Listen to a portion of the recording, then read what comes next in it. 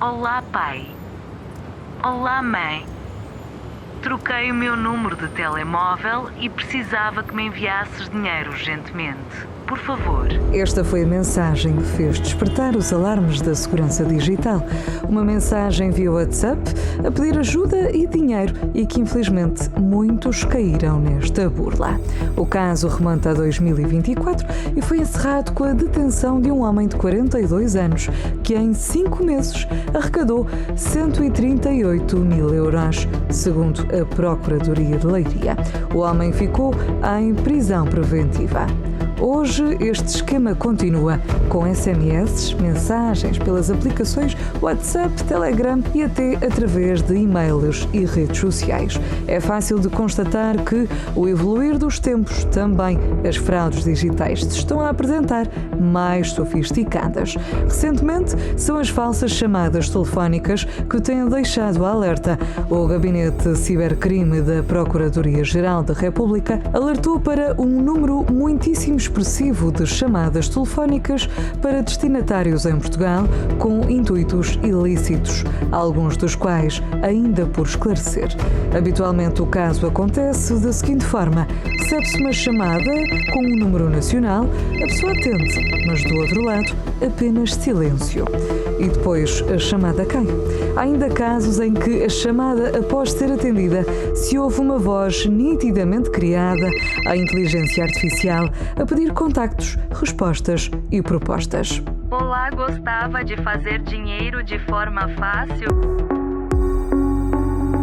Em 2022, registaram-se 17.969 fraudes, com destaque para as fraudes informáticas e nas comunicações, um total de 6.518 casos. Em 2023, foram mais de 21 mil os casos reportados. Ser vítima deste tipo de crimes ainda deixa a dúvida de como proceder, até porque há muitos casos em que há a dúvida da veracidade sobre a mensagem, o e-mail ou a chamada que se recebe. Uma outra fraude comum nos últimos tempos é a bancária. Também através de chamadas telefónicas têm sido usadas para o roubo de milhares de euros. Atento a esta nova era de fraudes digitais, o Banco de Portugal vai disponibilizar um novo sistema de verificação de beneficiários, mas desta vez para os pagamentos, muito semelhante ao que aconteceu em maio de 2022 para as transferências bancárias. Esta medida serve sobretudo para evitar fraudes nos pagamentos de alegadas faturas em atraso, com mensagens como, por exemplo, a sua fatura está por pagar, pague já e evite a suspensão do serviço ou do contrato, mas que não correspondem efetivamente a pagamentos em atraso. Mas estes crimes digitais não se ficam por aqui.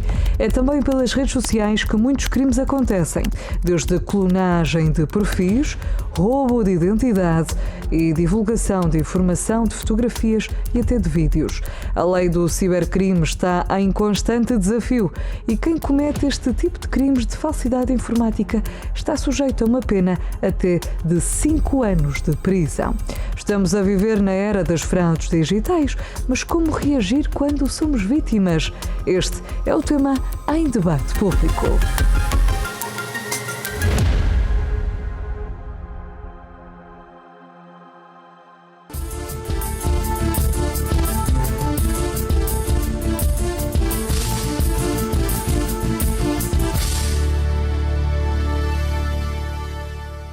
Olá a todos, sejam muito bem-vindos a mais um programa Debate Público. Estamos em direto aqui pela Unifé TV, o canal da família, para falar desse assunto que relativamente tem sido aí notícia, né, nos principais meios de comunicação.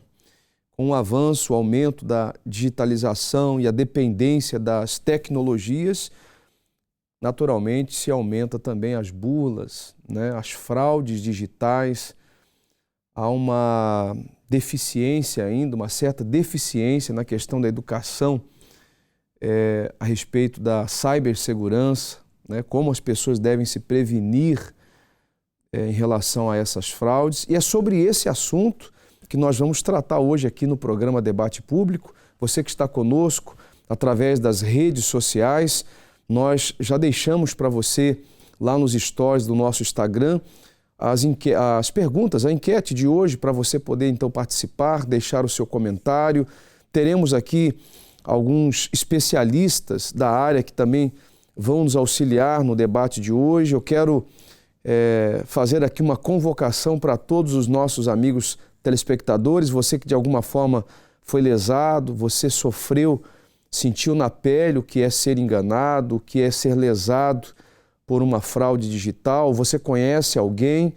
Gostava muito da sua participação aqui no debate público de hoje, 210-346-091, é o telefone que você conversa conosco aqui em direto na programação de hoje. Coloca, por favor, a primeira questão para os nossos amigos telespectadores que querem também dar uma corrida rápida lá nas nossas redes sociais. Alguma vez você foi burlado online ou por chamada? Se já, você pode colocar, ou nunca, ou se você não sabe do que se trata.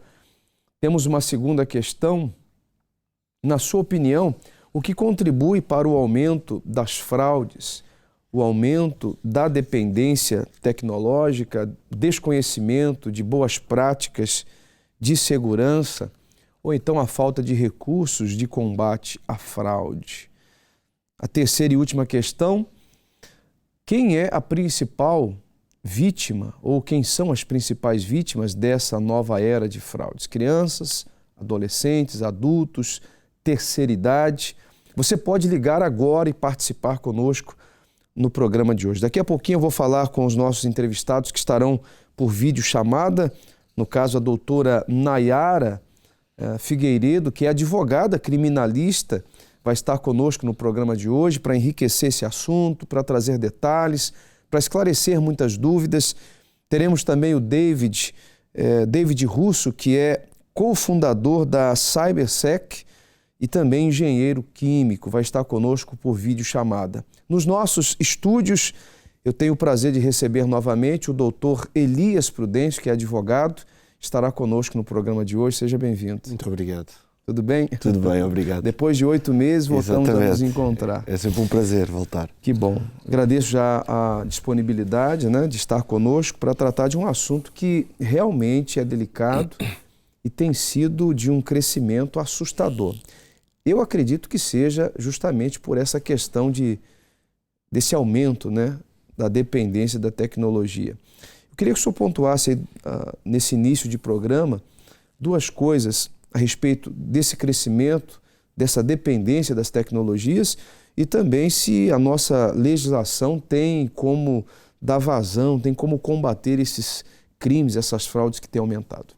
Bem, em primeiro lugar, a nossa vida, ela cada vez mais é uma vida acelerada e que nos impede de ter os procedimentos que tínhamos antes, que antes íamos, quando queríamos fazer uma transferência bancária, ou quer que seja, do género, íamos ao balcão, falávamos com o nosso gerente, punhamos a conversa em dia e depois, no fim da conversa, faríamos a nossa transferência. Hoje, o nosso ritmo de vida já não nos permite fazer isso, nós queremos o imediatismo e lógico que o recurso aos meios tecnológicos tem vindo a galopar. E nesse âmbito, a legislação tem tentado acompanhar a velocidade a que as aplicações surgem, as necessidades surgem, etc. À medida que as necessidades dos utilizadores elas vêm sendo recorridas, a fraude, aquele que está sempre a pensar no mal, aquele que está sempre à procura da brecha do processo, ele também vem tentando se reinventar. E, no fundo, a legislação tem andado atrás daquilo que tem sido a inovação, se é que podemos chamar inovação, mas a criatividade de quem quer utilizar também as tecnologias, não para facilitar a vida, mas para facilitar a sua vida, obtendo dinheiro fácil desta maneira. A gente percebe que os burlões, não sei se podemos intitular assim, estão sempre um passo à frente, infelizmente é isso que acontece. Parece que eles estão sempre um passo à frente, ou seja, fazendo uso dessas tecnologias justamente para enganar, para defraudar, enfim. Já seja por mensagem, SMS, nós temos visto muito isso, e-mails, própria chamada, né? Exatamente. Infelizmente, hoje é uma imensidão, aplicações. Hoje, como o doutor falava, há uma praticidade muito grande de fazer transferências, enviar dinheiro, receber dinheiro. Então, se torna mais fácil também para os burlões, os hackers, né? Aqueles que estão sempre de prontidão esperando uma brecha, conforme o doutor falava. Me dê imagens, por favor, da doutora Nayara. Ela está conosco? Doutora Nayara Figueiredo. Seja bem-vinda, boa noite. Tudo bem com a senhora? Olá, boa noite, tudo bem? É um prazer estar aqui com vocês. Agradeço o convite e estamos aqui para ajudá-los no que for necessário nessa questão de crimes virtuais que tem acontecido, né, no mundo todo, não só no Brasil, como em Portugal. E a gente está aqui para trazer uma ajuda a todas as pessoas que têm sido vítima desse crime. Trazer, de repente, um pouco mais de cuidado, de consciência, né, em relação aos cuidados que devem ser tomados. Agora, eu tenho uma pergunta para a senhora. Por exemplo, não sei se a senhora consegue mencionar algum caso que a senhora atendeu, que a senhora, de repente, buscou os direitos, defender o cliente, mas no Brasil eu estava vendo uma notícia que realmente tem aumentado muito, né, essa questão de fraude digital. A senhora se lembra de algum caso assim específico que poderia nos contar? Sim, claro. Nós hoje lideramos o segundo lugar no ranking dos países que mais sofrem, né, com os crimes virtuais. Recentemente, nós tivemos um caso onde um idoso de 92 anos teve sua conta ali invadida por hackers. Infelizmente, os hackers estavam ali infiltrados dentro do próprio banco, isso é muito comum de acontecer. Houve aí uma transação de R$500 mil. Uma transação de R$500 mil, e aí a gente conseguiu vencer em primeira e em segunda instância para que o banco pudesse devolver esse dinheiro para o cliente. Somado a isso, a gente também conseguiu uma indenização por danos morais e materiais. Agora, eles estavam instalados, eles estavam atuando de dentro da agência? É isso que eu percebi? Foi isso que... Sim, é muito importante que a gente tenha esse conhecimento de que os próprios funcionários, raras às vezes, né, eles têm esse conhecimento de que o cliente tem um valor significativo em suas contas e passam esse serviço para os hackers, né? Então, existe essa infiltração, infelizmente. Ok. Existe uma ligação, então, né? E aí, quando esses criminosos atuam, eles já têm as suas vítimas, digamos assim, pré-definidas, né? Exatamente, infelizmente. E no caso desse idoso de 92 anos, ele conseguiu, então, vocês conseguiram reaver esse valor, houve uma reparação, digamos assim, naquilo que foi tirado dele, né? Sim, conseguimos que o banco, de uma certa forma, pudesse devolver esse valor para ele, porque o banco aqui no Brasil, de acordo com a lei, ele é responsável, né, de forma objetiva por danos causados ao correntista. Então, a gente conseguiu sim. Que bom. Agora, como é que as pessoas poderiam se prevenir em relação a isso? É difícil, né? Principalmente como a senhora posicionou essa questão de, infelizmente, ter funcionários infiltrados. Isso não é só nos bancos, mas, infelizmente, hoje, em muitos escritórios, em muitas instituições financeiras, a gente percebe que há essa questão de infiltrados que facilitam para os criminosos. Como é que a pessoa em si, o cliente, pode se prevenir de alguma forma, uma forma mais segura? É muito importante que as vítimas, né, a sociedade como um todo, entenda que qualquer ali benefício, né, que traga ali algo muito exorbitante, um valor, alguma facilidade. É muito importante que nesse momento a pessoa fique desconfiado dessa promoção, porque ninguém liga para a gente para dar nada, né? Então a gente precisa aí ficar atento a esses benefícios que são oferecidos pelos hackers, que são gatilhos, né, enfim, de várias situações, principalmente depois que aconteceu a pandemia, né, do Covid de 2019, esses crimes têm acontecido e as pessoas têm trazido esses gatilhos mentais, que da questão do imediatismo, né, a questão de que se você não resolver agora, não vai perder a chance de ter essa promoção, de ter esse benefício. Então é muito importante que o cliente ele sempre desconfie de uma promoção muito vantajosa para você. Uma facilidade excessiva, né? Como a senhora falou, realmente ninguém dá nada para ninguém, né? O que é certo. Daqui a pouquinho eu volto com a senhora, eu tenho mais perguntas. Nós vamos agora às ruas, entrevistamos algumas pessoas nas ruas de Lisboa. Vamos saber como está a segurança ou a prevenção dessas pessoas em relação às fraudes digitais. Já alguma vez recebeu alguma mensagem suspeita no seu telemóvel? Olá, mãe. Essa do Olá, mãe. Mas imediatamente o que eu fiz foi, liguei ao meu filho a perguntar, filhote, tu pediste alguma coisa à mãe? E ele disse, não. E aí eu mandei-os abaixo. Essa mensagem era a pedir-lhe dinheiro? Não sei, querida, nem sequer abri. E se recebesse uma mensagem assim, como é que você acha que ia reagir? Bloqueava, apagava logo a mensagem. Sim, bastante. SMS, às vezes e-mail também, coisa nesse sentido.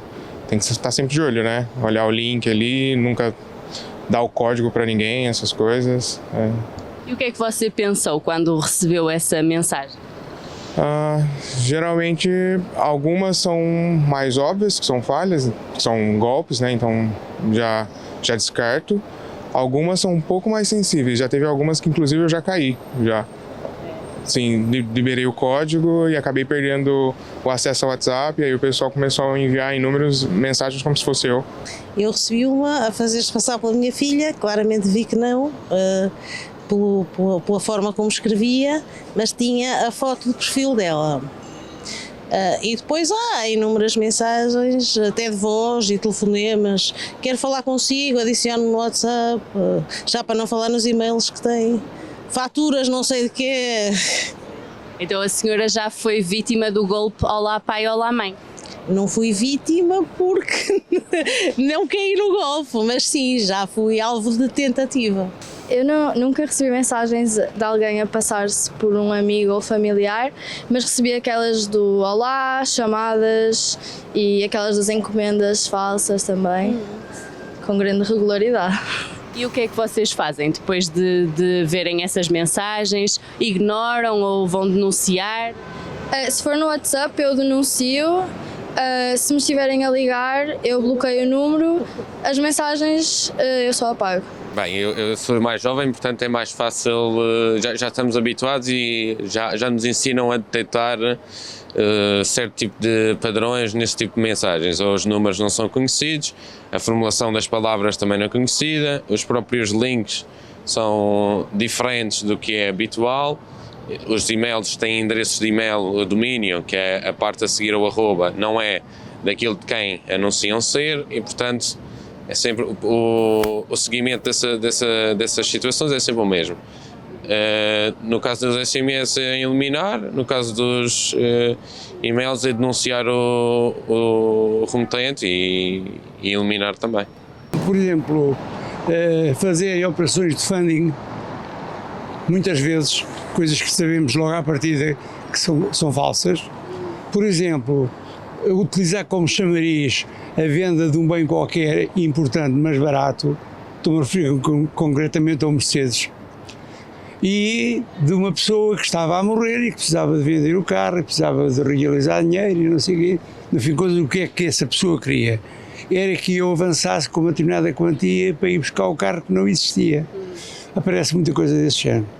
E acha que as pessoas estão preparadas hoje em dia para lidar com este tipo de fraudes? Eu, se calhar, as pessoas talvez de mais idade, talvez não. E até os mais novos, nem sei. Porque, sabe, o problema que existe é todos andarmos muito a mil. E, de repente, não se pensa, imediatamente aquele dedinho está lá na tecla e pronto, e já foi. Enfim, estas fraudes, a parte de informática, tudo o que anda muito mais à frente que nós. Eles não dormem a pensar o que é que vão fazer. Nós é que temos de estar com mais cuidado. Eu acho que a polícia devia andar mais em cima dessas investigações, porque também conseguem ter acesso a isso. Olha, eu acho que talvez tanto os dispositivos, né, as ferramentas onde ocorrem mais esse tipo de problema, terem mais canais para serem denunciados, criação até própria de filtros ou sistemas mais avançados para detecção de fraude. E eu acho que uma conscientização da população, né? Principalmente da população mais idosa, mais velha, são os que eu acho que mais sofrem com isso. Eu presumo que tem que ser uma ação conjunta em diversos níveis, desde a comunicação social até os próprios órgãos das autarquias locais, que eu acho que aqui seria uma excelente ferramenta, as juntas de freguesia, até mesmo as casas do povo e tudo mais, numa forma de sensibilização das pessoas que são mais vulneráveis a este tipo de situações, que por tendência são os mais idosos, mas isto é uma tendência, claro, não se deve generalizar, mas apostar nesse sentido para essa faixa etária e continuar com as campanhas digitais e não só para a camada mais jovem que privilegia mais o acesso às redes sociais e tudo mais para disseminar essa informação. Cada um tem um ponto de vista e, como bem relatou aí o último entrevistado, realmente há uma faixa etária de idade que as pessoas são mais vulneráveis. Eu tenho por Zoom o David Russo, que é cofundador da CyberSec. Seja bem-vindo, boa noite.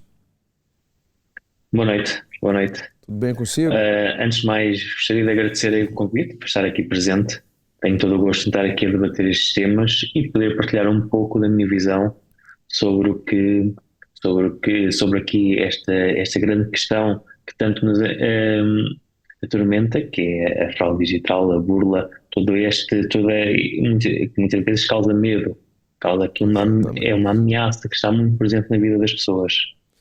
E a CyberSec, ela entra justamente aí para combater esses criminosos. Fala um pouquinho aí sobre o papel da empresa no mercado digital, como é que as pessoas podem se precaver em relação a essas fraudes. A CyberSec atua sobretudo numa vertente operacional, ou seja, o que até ouvimos muitos entrevistados é aquilo que nós fazemos, que é nós executamos muito o ataque. Temos na medida com a devida autorização, obviamente para explorar essas fragilidades, mas torna-se muito óbvio que a nível defensivo existe muito esta falha, e quanto mais entrevistassem, toda a gente iria dizer sempre um ponto, iria dizer vários pontos, mas dos pontos em comum seria a tal literacia digital, a tal a urgência para ceder os dados, e é isto que nós trabalhamos muito em engenharia social, o ataque na perspectiva do ciberatacante. Isto para dizer que já mencionámos aqui várias vezes o hacker. O hacker não é um criminoso. Um hacker é alguém que pensa fora de série e tem a devida legalidade para executar uma ação. O cibercriminoso é quando o hacker já comete um crime. E este é um ponto aqui muito importante, é que os hackers estão, e nós somos uma empresa de ethical hacking, e estamos aqui prontos para ajudar a sociedade e as empresas. Ok.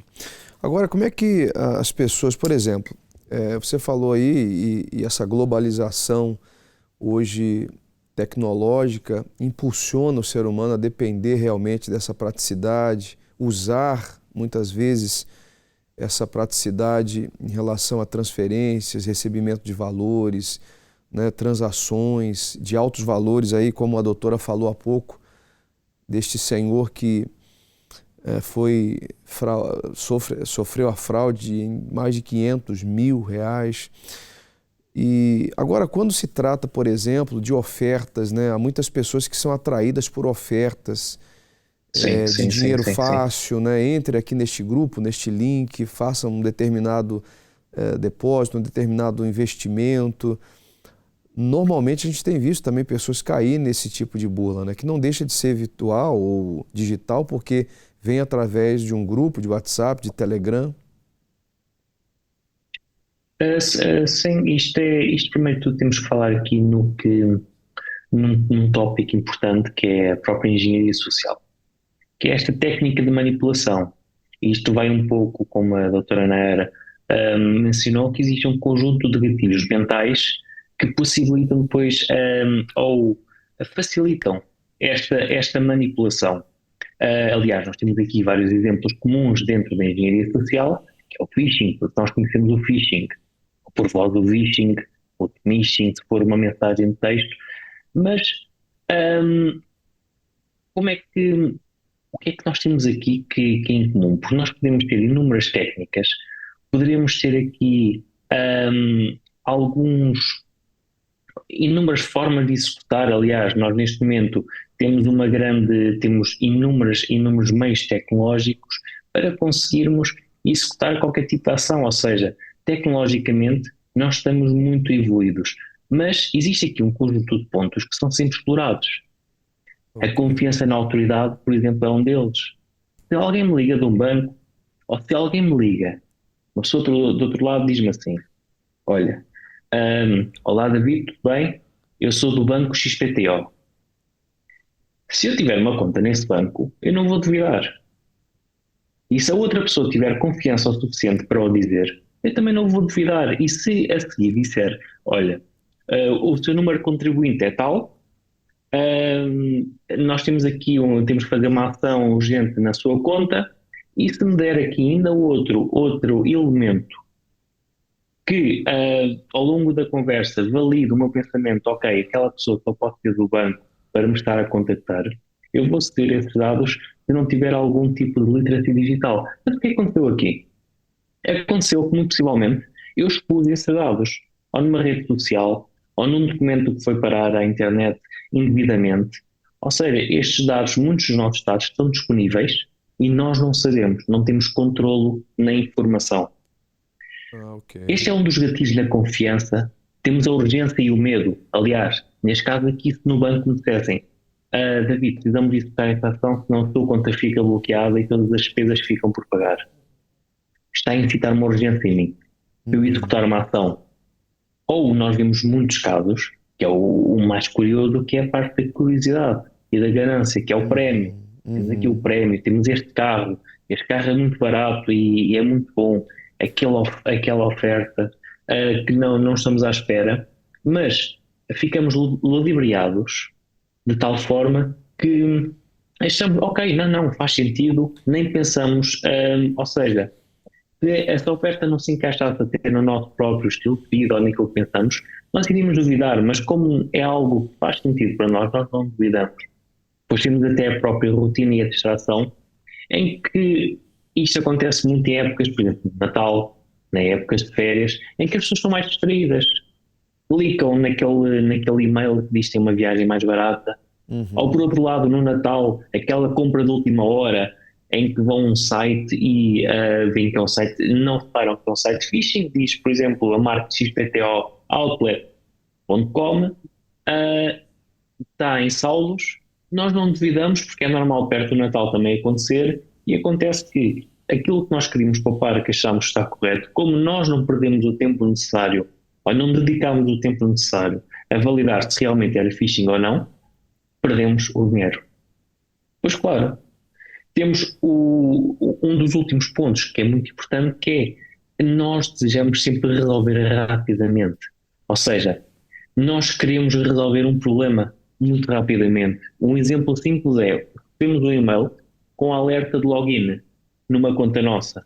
Se eu receber um e-mail falso a dizer que alguém entrou na minha conta e indica-me que tenho de alterar a password, tenho de resolver esta situação para bloquear a ameaça, se eu não me suspeitar, se eu não dedicar um tempo a validar, eu alterar a password, ao colocar a minha antiga, eu estou a dar ao atacante essa informação.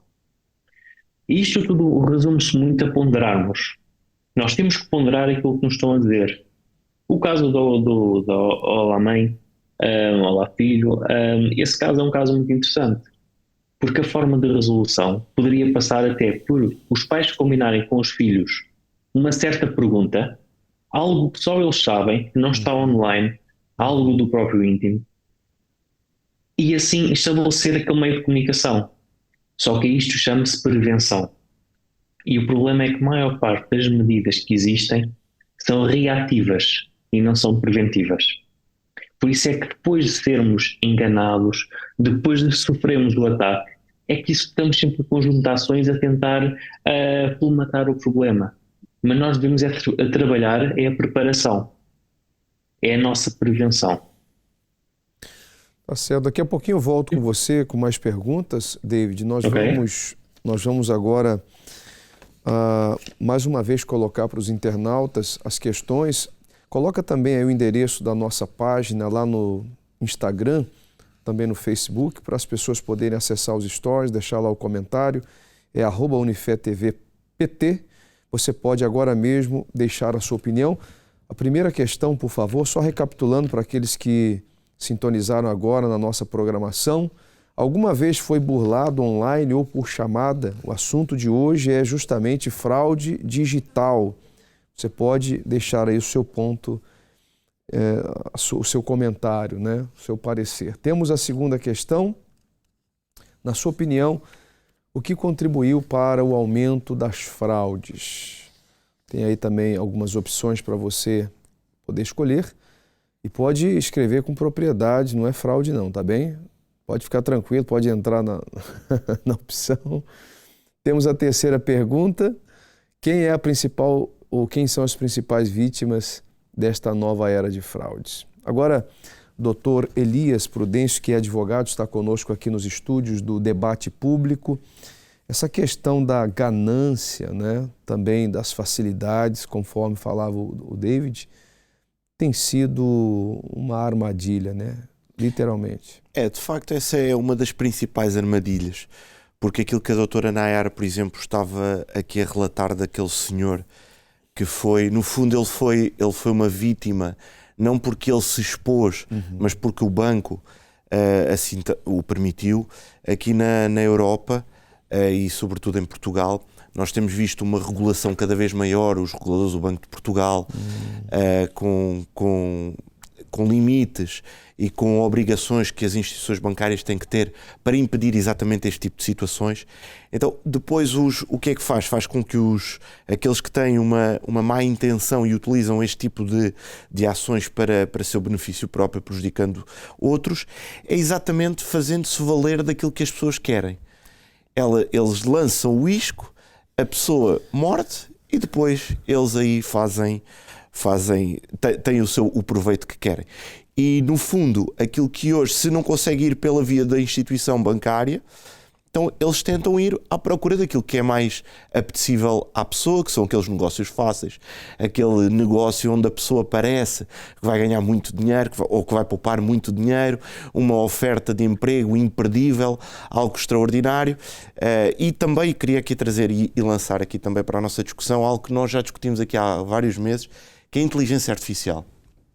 Que a inteligência artificial tem ajudado a tornar este tipo de situações do cybercrime ainda mais complexas. Porque hoje, todos nós que já fizemos transferências bancárias via online, temos às vezes alguém do outro lado, uma chamada automática com uma determinada voz, em que hoje os hackers que atuam de uma forma maliciosa, eles já conseguem reproduzir exatamente o mesmo tom de voz, tudo igual. Eu pessoalmente já me tentaram burlar dessa maneira e que me obrigou a ligar ao banco a perguntar se era de facto o banco que me estava a ligar, porque era exatamente a mesma coisa. Então nós temos que estar aquilo que uma das entrevistadas trouxe aqui, que é a nossa vida é muito corrida. E isto aqui, talvez, à semelhança da ganância, seja o gatilho mais importante e mais valioso para os hackers. É que se nós tivermos este aceleramento da nossa vida e que não consigamos parar, refletir, perceber se aquilo faz ou não sentido, se está ou não contextualizado, então, se nós conseguimos fazer isso, acredito que estamos muito mais prevenidos para este tipo de ataques. Agora, é difícil desacelerar, hein, nesse ritmo que a sociedade, o mundo caminha, eu acredito que deve ser criados aí outros métodos de segurança, porque desacelerar será impossível, né? A vida está corrida e eu acredito que vai ficar mais corrida ainda. Sim, exatamente. Quando assim é, nós temos que depois garantir limites e, por exemplo, os especialistas dão-nos este exemplo de nós termos vários passwords diferentes em vários sítios. Então não utilizar sempre a mesma password, porque se uma for violada, pelo menos temos as outras todas que estão garantidas, seguras. A própria pessoa tem que implantar métodos de segurança. Exatamente, né? exatamente. Não aceitar propostas fáceis, não clicar em links desconhecidos que chegam. Por falar nisso, eu até vou aqui entrar nessa câmera e, se for possível, aqui na grua, coloca aqui essa mensagem que eu recebi, foi dia 23/9, vê se é possível colocar em janela, por favor, para nós podermos ler. Eu não tinha nenhuma transação por essa instituição, não tinha nenhuma encomenda para receber, mas aqui, ó, mandaram para mim, vou ler para vocês, não sei se os telespectadores conseguem ver, acho que é melhor eu ler, né, produção? Vou ler aqui para quem está em casa. Lembrete, o seu pacote, aí tem um número de identificação, está sujeito a taxas alfandegárias. Confirme a entrega acessando, aí tem o link, né, para acessar, antes da meia-noite. Quer dizer, uma pressão psicológica, né? Uma pressão psicológica. Se eu, naturalmente, tivesse algo, uma encomenda para receber, ficaria realmente apavorado e talvez, se não tivesse um mínimo de conhecimento, clicaria nesse link, que realmente é uma fraude, nítido, notório. Então as pessoas devem cuidar, devem realmente ter essa sensibilidade do que é falso, do que é verdadeiro. Me dê imagens, por favor, da doutora Nayara novamente. Vamos finalizar a participação. Doutora Nayara, alguns conselhos aí para os internautas, para os telespectadores, aqueles que não têm muita habilidade com as tecnologias, ficarem atentos e terem sempre pessoas de confiança para, acho que, poder garantir um pouco mais de segurança, né? Fala um pouco sobre isso. Claro. É muito importante que você proteja as suas redes sociais, as suas contas bancárias, as suas contas de e-mail. É muito importante também que você insira, né, nas suas redes sociais e em todos os aspectos digitais que você tem junto com a sua família, senhas fortes e que essas senhas sejam diferentes para cada tipo de aplicação. Por exemplo, uma senha para o seu e-mail, outra senha para o seu Instagram, outra senha para o seu Facebook. É muito importante você também fazer a autenticação de 2 fatores. Por quê? É uma camada a mais de proteção para que você possa aí ficar mais protegido com relação a esses crimes de phishing.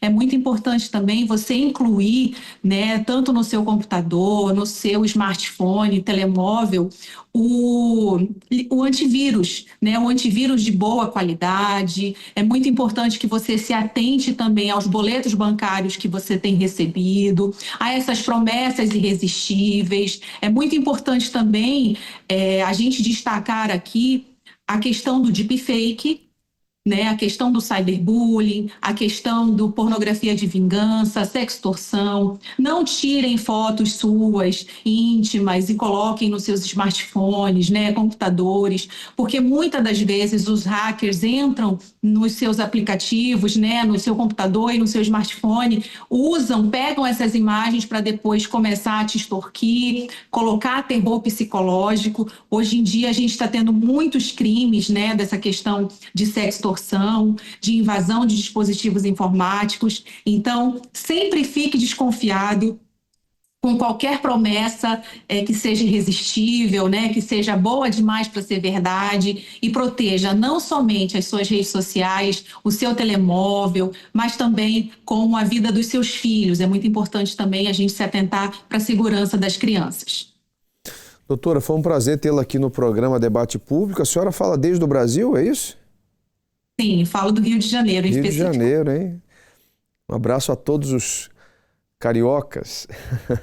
Muito obrigada. Um abraço também aos portugueses. Morei em Portugal por 7 meses, em Porto. No Porto. Isso, mas agora já retornamos ao Brasil. Ah, então o país não é totalmente desconhecido para si. Seja bem-vindo assim, mesmo eu não sendo português, mas seja bem-vindo assim que possível. O país com certeza está de braços abertos para lhe receber. Muito obrigada, agradeço o convite. Um abraço aos colegas, foi um prazer. Nós é que agradecemos. Vamos às ruas do Porto agora, em seguida eu volto para falar com o David, que está conosco também por videochamada. Ele que é cofundador da CyberSec, também engenheiro químico, está conosco falando sobre esse assunto referente a fraudes digitais. Alguma vez recebeu uma mensagem fraudulenta de alguém a fazer-se passar por seu amigo ou seu familiar, por exemplo? Já recebi, a passarem-se pela minha irmã. E a mensagem era sobre ela a pedir dinheiro, que ela estava numa situação complicada e tudo, e eu já achava estranho porque nós não temos esse tipo de relacionamento, e mesmo se ela tivesse com problemas, ela sabe que eu não sou a primeira pessoa a lhe ajudar, ou que eu tenho possibilidades de ajudar, então achei meio estranho e consegui contactar ela e vi que realmente não era a pessoa, né? Eu já recebi várias, mas não foi neste país, mas a minha família sim já foi estafada. Receberam mensagens, pensavam que era real, porque por WhatsApp, e então parece que é a mesma família a pedir dinheiro, e depois quando vais ver não é.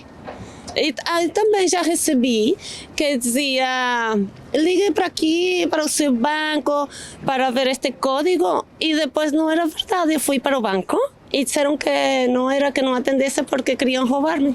Sim. Fez-se passar por um filho meu.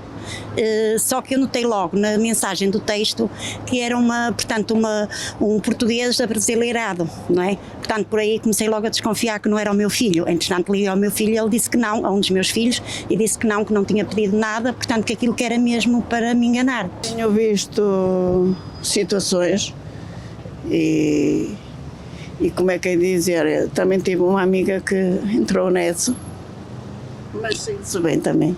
E como é que foi essa experiência? A experiência foi que a gente fica revoltada, não é?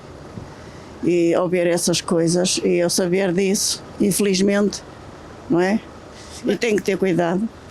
E acha que muita gente ainda não tem consciência que está perante uma burla, por exemplo, e deixa-se levar porque não consegue perceber se que a mensagem é falsa? Aqui muitas pessoas idosas têm caído nisso, porque são pessoas que não estão acostumbradas com a tecnologia e pensam que é verdade. E eu sei que é certo que já várias pessoas idosas têm caído. São as pessoas mais vulneráveis. E acha que as pessoas, de modo geral, estão preparadas para identificar que estas mensagens são fraudulentas, ou ainda existe muita gente que não consegue perceber e cai na cilada? Ou seja, a maioria da nossa população trata-se de uma população mais idosa que não é tão experiente com este tipo de tecnologias, e conforme vemos mais, vemos isto não só nas mensagens, mas também por outros lados. Se abrirmos, por exemplo, o Facebook ou, digamos, algum site na internet, somos bombardeados, por exemplo, de anúncios falsos dos certificados de aforro e tudo mais, com a cara de políticos ou a bandeira de Portugal, sim, coisas muito suspeitas. Ou seja, já é algo que se alastrou das mensagens e dos contactos e dos e-mails, e está presente nas redes sociais, onde, principalmente no Facebook, onde essas populações são mais vulneráveis e caem mais facilmente ao clicar em links indivíduos e tudo mais. Mas acha que, de uma maneira geral, existe ainda muita gente que não está preparada para identificar que está perante uma burla? Claro que sim, até porque as pessoas, principalmente nós portugueses, somos muito sentimentalistas, não é? E então, quando nos tocam ao coração, a gente tem logo uma vontade enorme de ajudar, portanto, e não vai estar à espera que realmente aquilo que seja fraudulento, então vai daí, nem pouco que seja, acabam por cair. E o que é que a senhora faz para se proteger? Não atende as chamadas, não responde, como é que faz? Ora bem, eu as chamadas não atendo, números que eu não conheço. Devia de haver andar autoridades sobre o assunto e castigá-los bem. Hein, doutora, a senhora acredita que então o pessoal tem trabalhado... Opa, entrei aqui num site de informações de ataques cibernéticos. Tomara que não entrasse ninguém. Acho que ninguém entrou aqui não, né? Agora, Sentimentalismo é uma das coisas que pontuou a nossa entrevistada no que se refere a querer ajudar, querer receber, querer apoiar. Quer dizer, o ser humano tem essa tendência, essa fraqueza, né? Eu recebi um e-mail há pouco tempo dizendo que uma pessoa estava para morrer e que decidiu doar toda a fortuna dela para mim, que eu tinha sido escolhido. Então isso acontece, né? Acontece. Agora, quando a pessoa é lesada, ela percebeu que foi vítima de uma fraude, o que ela deve fazer? Quais são os primeiros passos já a partir desse momento que ela descobre que foi... A pessoa, mesmo não tendo sido lesada, mas sobretudo se foi lesada, a pessoa pode fazer denúncia às autoridades competentes, nomeadamente à Polícia Judiciária, que é talvez o caminho mais rápido e mais adequado, onde a pessoa se expõe à situação e depois cabe à Polícia Judiciária encetar as diligências legais para poder averiguar, perceber que se consegue achar o rastro do ataque para poder recuperar aquilo que a pessoa foi... É possível recuperar em alguns casos? Sendo bastante sincero, uma vez que o ataque é consumado, a não ser que o próprio hacker tenha deixado e não tenha feito o trabalho da melhor forma, da parte dele, se assim se posso dizer, só nesses casos em que haja fragilidades da parte do ataque é que a Polícia Judiciária consegue e que as autoridades conseguem recuperar. Porque de outro modo será sempre muito difícil poder recuperar. Quando há, por exemplo, a solicitação de depósitos, transferências para uma determinada conta, ou então para um determinado número de MBWay, depois de consumado esse envio, essa transferência feita voluntariamente pela pessoa, que depois se torna vítima, é praticamente impossível. É porque utilizou a palavra exatamente correta, que é voluntariamente. Porque depois a instituição bancária vê-se não consegue poder ressarcir a pessoa, devolver a pessoa, porque a pessoa fez aquilo de forma voluntária, exatamente. E então torna-se muito difícil depois a pessoa ser ressarcida daquilo que perdeu. A gente tem visto casos, eu atendi uma senhora recentemente que aconteceu exatamente isso, né? Depois de alguns depósitos, a tal questão, a promessa de um retorno fácil, a promessa de um rendimento extraordinário, a pessoa tinha que fazer pequenos investimentos e, ao fim e ao cabo, realmente era uma fraude. Exato. E não teve volta a dar. Você foi lesado, você sofreu com uma fraude digital, você de alguma forma foi prejudicado? Entre em contato conosco, 210-346-091. Nós estamos em direto aqui na Unifé TV, o canal da família, com o programa Debate Público. Nós vamos finalizar aqui com o David, é isso mesmo, coloca aí para mim, produção. David Russo, que é cofundador da CyberSec, está conosco também por videochamada. Agora, David, em relação ao futuro digital, queria que você falasse um pouquinho sobre isso. A tendência é os ataques continuarem cada vez mais violentos ou algum método para frear isso? Como é que você vê? Qual é o seu ponto de vista em relação a isso? São sempre aquelas questões que, quase como uma futurologia. Eu acho que é importante nós percebermos o futuro, temos que perceber o que é que está a acontecer atualmente. E nós atualmente estamos a viver uma época de uma grande mudança e inovação tecnológica muito rápida. E há um problema com esta inovação tecnológica, é que a maioria das pessoas e das organizações não conseguem acompanhar. Pelo que, mais uma vez, como eu referi há bocado, nós temos de trabalhar na prevenção. O que vai acontecer, por exemplo, com tecnologias como a inteligência artificial, vai acontecer que os ataques vão cada vez mais ser personalizados, adaptados perante aquilo que os modelos treinaram e perceberam são as melhores formas de ter sucesso.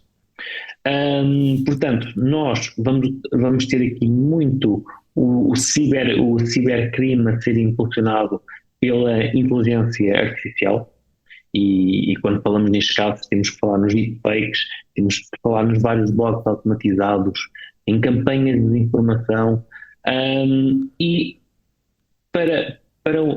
com esta falta de literacia digital que existe, se já antes num ataque comum não existia a percepção da fraude, do problema, do cibercrime, muito menos vai-se conseguir perceber rapidamente que está a ser feito a partir de inteligência artificial.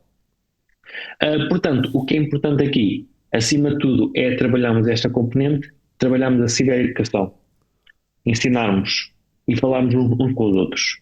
Devemos, acima de tudo, não omitir estes casos. Se eu tenho algum problema, se eu sofri de uma fraude, de uma burla, devo falar sobre isso, devo comunicar às autoridades e devo alertar quem é próximo para que a outra pessoa se consiga prevenir sobre esses ataques. Porque essa é a grande vantagem que muitas vezes os atacantes têm, que eles colaboram entre si de uma forma muito, muito rápida, através dos fóruns que têm. Nós também temos a capacidade de fazê-lo, que é colaborando uns com os outros, comunicando estas situações e, acima de tudo, estarmos cada vez mais informados sobre o que é isto do ciberataque, o que é o cibercrime e quais é que são, e implementar as medidas necessárias que cada um de nós consegue para evitar que isso aconteça. Agora, a CyberSec, como é que é o funcionamento do trabalho de vocês, né? Vocês têm algum site, tem algum número de telefone? Temos um site que é cybersec.pt, em que podem consultar os nossos serviços, podem consultar aquilo que nós fazemos e, acima de tudo, algo que nós gostamos muito é que, além de verem aquilo que é no digital, é que venham ter connosco, venham ter ao nosso escritório, porque nós gostamos, acima de tudo, de estabelecer uma relação com o outro. Porque é isso que nos distingue das máquinas, é a capacidade de conseguirmos ter uma relação. E é isso que muitas vezes torna o nosso serviço tão único, a nossa operação única, porque nós, acima de tudo, trabalhamos a confiança. Porque isso é o que é a cibersegurança. Cibersegurança significa ter confiança na utilização daquele sistema e ter a confiança que os meus dados estão devidamente assegurados. Nós fazemos vários tipos de serviços, temos desde os testes de intrusão até mesmo as operações mais ofensivas, mas também, por outro lado, temos uma componente de formação, em que nós, nessa componente, temos desde os cursos mais elementares, para aprender o que é isto da cibersegurança, como cursos mais especializados. Sim. Por exemplo, cursos de Red Team, que é a parte ofensiva, ou até mesmo cursos em que ensinamos como é que se pode desmembrar, por assim dizer, cirurgicamente, o tal malware, a tal ameaça. Muito obrigado, David, pela sua participação, tá bem? Muito gosto obrigado. Aqui no programa. Muito obrigado, uma boa noite a todos. Nós aqui agradecemos. Todos agora já sabem que podem contar com os serviços aí da CyberSec, que tem essa especialização na questão da segurança digital, que é importante, né, para todos os que têm a vida corrida. Nós falávamos há pouco aqui com o doutor Elias sobre essa questão da vida corrida. Como é que é a vida de um advogado? Corrida? Corrida, bastante. Bastante corrida, né? Bastante corrida. O senhor costuma atender em Lisboa mesmo? Em Lisboa, um pouco por todo o país. Eu tenho clientes por todo o país, e sobretudo, e já que estamos a falar de novas tecnologias, com as novas tecnologias nós conseguimos, possível, né? Nós conseguimos estar próximos. Mas nunca atendeu ninguém vítima de fraude digital? Não é a minha área de especialização, área, né? não. Mas fraude é fraude, né? Fraude é fraude, fraude é fraude. Prejuízos são prejuízos. Quando se há um prejuízo monetário, econômico, a gente sabe que é doloroso, é difícil, mas há outros prejuízos que são mais delicados, né? Quando se tratam de família, casamento, a integridade física da pessoa. Nós vamos agora à sondagem lá dos nossos stories. Coloca, por favor, como ficou as primeira questão, só para nós avaliarmos aí, junto com o doutor. Já temos aí? Temos aí. Alguma vez foi burlado online ou por chamada? 58%, doutor. É bastante. É muita coisa. Bastante. É muita coisa. Eu próprio, né, como eu falava aqui nos bastidores, Sim. em 2006 fui vítima de burla, hein? 21% diz que nunca e 21% diz que não sabe muito bem do que se trata. A segunda questão, na sua opinião, o que contribui para o aumento das fraudes? 56% diz que o aumento da dependência tecnológica, 6% diz que é desconhecimento de boas práticas de segurança e 38% falta de recursos de combate à fraude. Será que é isso mesmo? Eu acho que esta aqui, eu acho que ela está um pouco invertida. Aqueles 6%, eu acho que nós pensamos que sabemos colocar guarda-reios nas nossas contas, etc. Mas, de facto, se nós formos esmiuçar, eu acho que nós não sabemos assim tanto, porque exatamente pela questão do facilitismo, da rapidez, nós acabamos por baixar a guarda e isso é meio caminho andado para sermos alvos. E existe aquele pensamento, né? Nunca vai acontecer comigo. Exatamente, sim. Não pode ser, não vai acontecer. Vamos à terceira e última questão. Quem é a principal vítima desta nova era de fraudes, ou as vítimas? 6% crianças, 0% de adolescentes, 25% adultos e está aí a terceira idade, a opinião das pessoas, a faixa etária mais afetada. Nós vamos a uma matéria secundária e já eu retorno para finalizar a nossa participação aqui com o Dr. Elias. Seja a que horas for, as chamadas telefónicas fraudulentas estão a acontecer sem medida. Contudo, há dicas que ajudam a que não se torne uma vítima destas fraudes. A Eu Pago, especialista em soluções de pagamentos seguros, reuniu 5 estratégias eficazes para escapar a este tipo de esquemas. A primeira é ignorar as chamadas de número desconhecido. Se não tem o contacto na lista telefónica guardado, então deixe simplesmente tocar. Se for mesmo alguém que o queira contactar, irá fazê-lo de novo ou deixar um SMS. Lembre-se que muitas das burlas começam com um simples bom dia e a sua resposta já pode estar a ser usada para algo malicioso.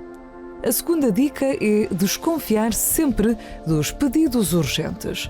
Lembre-se, nenhum banco, seguradora ou entidade oficial vai lhe pedir dados pessoais por telefone, muito menos com extrema urgência. Se isso acontecer, desligue de imediato a chamada e contacte o banco ou a entidade em questão. Terceira dica: atenção aos boicotes.